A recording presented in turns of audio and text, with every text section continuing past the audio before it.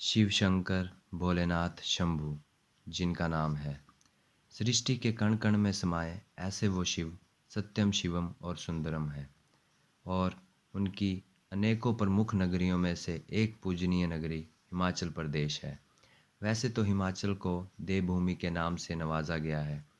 भगवान के अनेकों मंदिर होने के कारण लोग इसे देवभूमि मानते हैं, लेकिन सच ये नहीं है। इसे देवभूमि इसलिए कहा जाता है क्योंकि शास्त्रों के अनुसार इस पावन भूमि में देवी देवताओं ने तप किया था। मंदिरों का निर्माण तो बाद में हुआ, लेकिन देवी देवताओं का वास यहाँ सदियों पुराना है। आज हम हिमाचल के उन शिव मंदिरों के रहस्य के बारे में बताने जा रहे हैं, जो कि कोई काल्पनिक कहानी नहीं है। आप स्वयं भी हिमाचल के इन मंदिरों में आकर स्वयं सब महसूस कर सकते हैं और अपनी आंखों से भोलेनाथ के इन चमत्कारों के दर्शन कर सकते हैं। तो चलिए चलते हैं भोलेनाथ के उन अलौकिक मंदिरों की सैर पे। बैजनाथ मंदिर की स्थापना सन 1726 ईस्वी पूर्व में हुई थी। यह मंदिर हिमाचल के कांगड़ा जिले में स्थापित है। इस मंदिर का संबंध शिव के परम भक्त रावण के साथ जुड़ा हुआ है। शास्त्रों के अनुसार जब रावण महादेव का शिवलिंग कैलाश से लंका ले जा रहा था, तब महादेव ने उससे एक शर्त रखी थी कि यह शिवलिंग तुम जहाँ कहीं भी रखोगे, इसकी स्थापना वहीं हो जाएगी।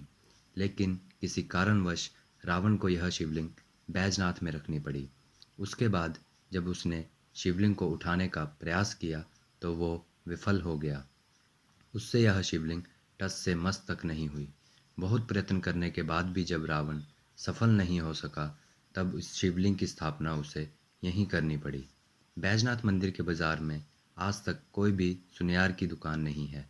माना जाता है कि अगर कोई भी यहाँ सोने का व्यापार करे तो अगले ही दिन दुकान में रखा सारा सोना पत्थर में तब्दील हो जाता है। इसलिए बैजनाथ में एक भी सुनियार की दुकान नहीं है। और रावण की वजह से यहाँ शिवलिंग की स्थापना हुई थी, इसलिए आज तक बैजनाथ में रावण का पुतला नहीं जलाया जाता। यह था रहस्य बैजनाथ शिव मंदिर का। जटोली शिव मंदिर। यह मंदिर हिमाचल के सोलन में स्थित है। इस मंदिर की कहानी वैसे तो सदियों पुरानी है, लेकिन कहा जाता है कि इस जगह पर शिवजी भगवान ने अपना कुछ समय व्यतीत किया था।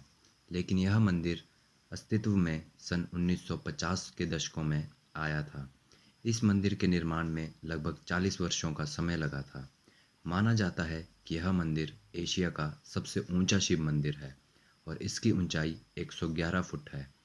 इस मंदिर का यह रहस्य है कि जब इस मंदिर के पत्थरों को थपथपाते हैं तो उनमें से डमरू की ध्वनि उत्पन्न होती है। इससे यह माना जाता है कि इस जगह आज भी शिव का वास है।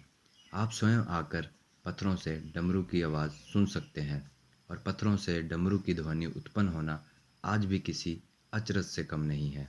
यह था रहस्य जटोली शिव मंदिर का।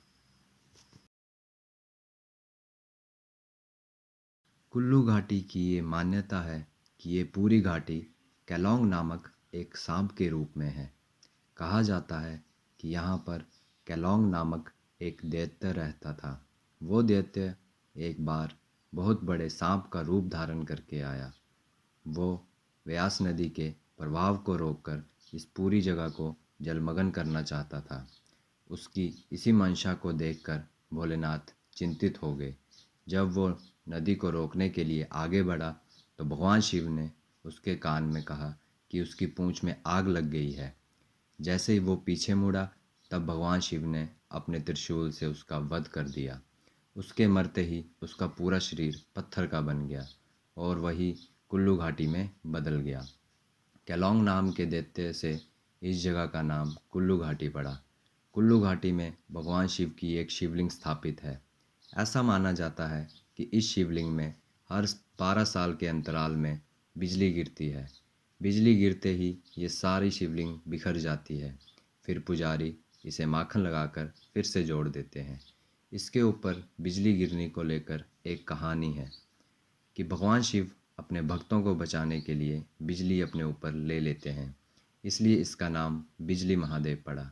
ये था रहस्य कुल्लू के बिजली महादेव मंदिर का। मणिकरण मंदिर। यह मंदिर हिमाचल के कुल्लू में स्थित है। इस मंदिर की कहानी भोलेनाथ की तीसरी आंख खोलने से जुड़ी हुई है। कहा जाता है एक बार जब माता पार्वती नदी में स्नान कर रही थी, तब उनके कान की एक मणि पानी में जा गिरी और वही मणि पाताल लोक जा पहुंची। तब भोलेनाथ ने अपने गणों को मणि ढूंढने के लिए भेजा, लेकिन बहुत प्रयत्न करने पर भी जब गणों को मणि नहीं मिली, तो वह भोलेनाथ के पास खाली हाथ वापिस लौट आए। तब भोलेनाथ को अत्यंत क्रोध आया और उनका तीसरा नेत्र खुल गया। तीसरा नेत्र खुलते ही यहाँ का पानी खोलना शुरू हो गया और आज भी इस कुंड का पानी खोल ही रहा है। यह दुनिया का एकलौता मंदिर है जहाँ भगवान के भोग को बनाने के लिए लकड़ियों का प्रयोग नहीं किया जाता। इस मंदिर का भोग इसी कुंड के पानी से बनता है और भगवान को भोग चढ़ता है। इस मंदिर के साथ ही पार्वती नदी बहती है। उस नदी का जल अत्यंत शीतल और ठंडा है और वहीं नदी के साथ लगते इस कुंड का पानी खोल रहा है। इस कुंड के पानी का खोलना आज तक भी सबके लिए रहस्य ही बना हुआ है। यह था रहस्य कुल्लू के मणिकरण मंदिर का। काठगढ़ मंदिर। यह मंदिर हिमाचल के जिला कांगड़ा में स्थित है। इस मंदिर की कहानी युगों पुरानी है। माना जाता है एक बार जब ब्रह्मा और विष्णु में कौन श्रेष्ठ है को लेकर युद्ध हो गया, तब युद्ध को बढ़ता देख शिवजी भगवान एक अग्नि स्तंभ के रूप में प्रकट हुए और उन दोनों से कहा, जो भी सबसे पहले मेरा आरंभ और अंत ढूंढ लेगा वही सबसे श्रेष्ठ होगा। इतना सुनते ही विष्णु भगवान अंत ढूंढने के लिए पाताल की ओर चले गए और ब्रह्मा आरंभ ढूंढने के लिए आकाश की ओर चले गए। बहुत समय बीतने के बाद भी जब वह दोनों इस स्तंभ का अंत और आरंभ ना ढूंढ सके, तब वह दोनों वापिस आ गए। तब भोलेनाथ ने उनको दर्शन दिए और कहा कि आप दोनों एक समान श्रेष्ठ हैं और उन दोनों को शांत किया। तो माना जाता है कि वही अग्नि स्तंभ काठगढ़ में स्थापित हो गया। इस मंदिर का यह रहस्य है कि यह मंदिर दुनिया का एकलौता मंदिर है जहाँ शिव की शिवलिंग दो हिस्सों में बटी हुई है, जिसमें कि एक शिव की शिवलिंग है जो कि 8 फुट ऊंची है और वहीं दूसरी हिस्सा माता पार्वती का है जो कि 6 फुट ऊंचा है। दो हिस्सों में बंटे होने के कारण इस शिवलिंग को अर्धनारेश्वर शिवलिंग भी कहा जाता है। माना जाता है कि यह शिवलिंग गर्मियों के मौसम में दूर हो जाता है और सर्दियों में यह पास आ जाता है और इन दोनों का मिलना और दूर होना ग्रह नक्षत्रों पर निर्भर करता है। लेकिन शिवरात्रि वाले दिन यह दोनों शिवलिंग आपस में जुड़ जाते हैं। शिवलिंगों का मिलना और दूर होना ये आज तक भी एक रहस्य ही बना हुआ है। यह था रहस्य कांगड़ा के काठगढ़ मंदिर का।